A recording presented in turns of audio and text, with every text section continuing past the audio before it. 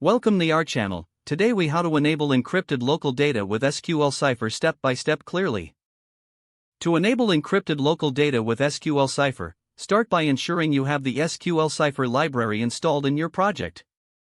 For Android projects, add SQLCipher to your build.gradle file by including the dependency. After adding the dependency, sync your project to ensure it recognizes SQLCipher. Next, locate the SQLite database file you want to encrypt. If you do not already have a database, create a new SQLite database using standard SQLite commands.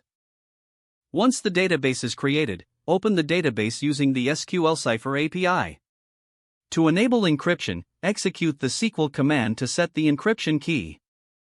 Typically, the command looks like this: pragma key equals your_secure_password. Replace your_secure_password with a strong, unique. After setting the key, you can proceed to create tables and insert data as usual.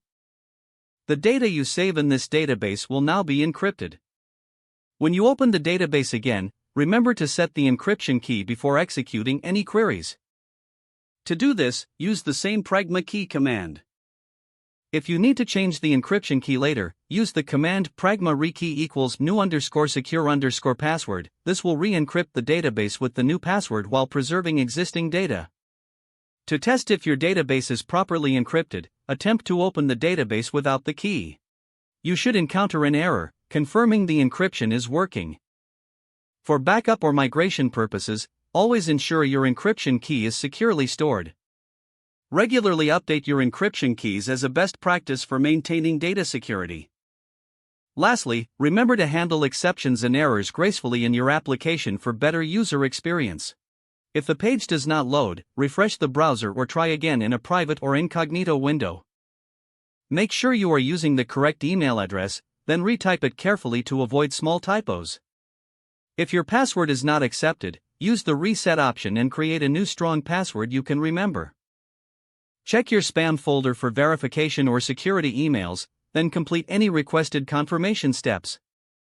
Enable two-factor authentication if available to improve account security and reduce unauthorized access risk. After signing in, review your profile details so your contact information and settings are accurate and current. If you see an error message, note it down and try again after restarting your device and internet connection. Log out when you finish, especially on shared devices, to keep your account and payment information secure. If the page does not load, refresh the browser or try again in a private or incognito window. Make sure you are using the correct email address, then retype it carefully to avoid small typos. Don't forget to like this video and subscribe to our channel for more step-by-step tech guides.